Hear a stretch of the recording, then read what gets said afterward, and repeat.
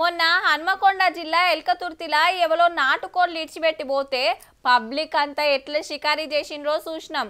అంతకు మున్పు పండ్ల లోడ్లతో పోతున్న లారీలు, ఆయిల్ ట్యాంకర్లు, మందు కీసాలు పట్టుకుపోయే డీసీఎంలు బోర్ల పడితే ఏ తీర్ల ఎగబడి లూటీ చేసిండ్రో చూసినాం. దేన్ని ఇడవలోన్లం గివెట్లు ఇడుస్తాం అనుకున్నారో ఏమో మరి.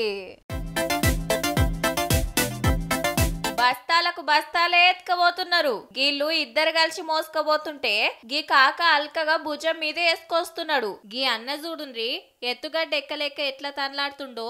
అయినా బత్త అయితే ఇడుస్తలేడు. అట్లిట్లా చేసి ఇద్దరు కలిసి గడ్డకేసిండ్రు.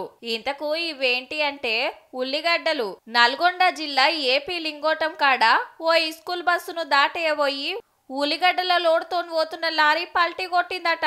లేచిన గడియ మంచిగుండి ఎవలకేం గాలే.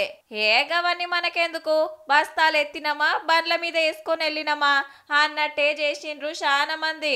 పోలీసులకు మతలా బంధంగానే కేసు రాసి ఎంక్వైరీ చేస్తుండ్రిగా.